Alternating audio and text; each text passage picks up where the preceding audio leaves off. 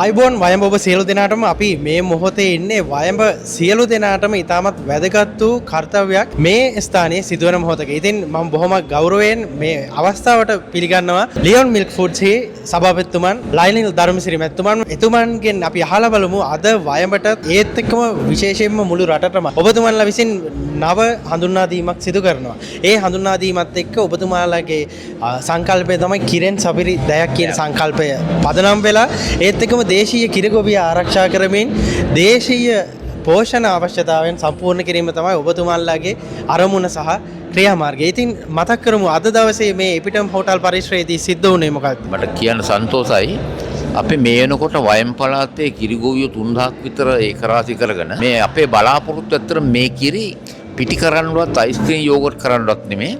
අපේ එකම බලාපොරොත්තුව ලියොන් සමාගමේ බලාපොරොත්තුව හොඳ කිරි වීදුරුවක් පාරිභෝගිකයන්ට ලබා දීම තමයි. මොකද අපි දන්නවා අද ගොඩාක් දෙනෙක් කරන්නේ කඩෙන් කිරි පිටි පැකට් එකක් අරන් එනවා මේකට ආය වතුර දානවා මේක බොනවා.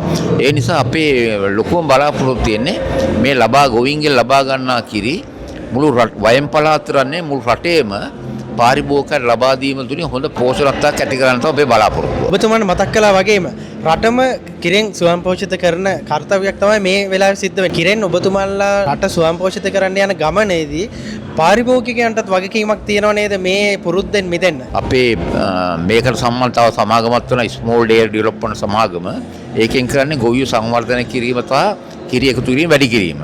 ඉතින් ඒකින් අපි ව්‍යාපෘතිලාරි මහතුරුන්ට ඇත්තම කියන දෙයක් තමයි මේ අපේ ගොවියෝ පුරුදු වෙලා තියෙනවා මේ කිරි ටික විකුණලා ඒ ලැබෙන සල්ලෙන් අල්ලපු කඩෙන් කිරිපිටි පැට්ටක් අරන් යෑම. අපේ ලොකුම මේ මෙහෙයුම තමයි මේ කිරිපිටි මේ බොනවා වෙනුවට මේ කිරි වීදුරුවක් ඒ කට්ටිය තමන්ගේ කිරිය බොන්න කියන එක තමයි අපි ගොවියෝ දැනුවත් කරන්නේ. ඒ සඳහා අපි වෙනම විශේෂ වැඩමුළු තියලා මේ ගොවින්ගේ පෝෂණ ගුණය වැඩි කරන්න ඇයි අපි කිරිපිටි බොන්නේ?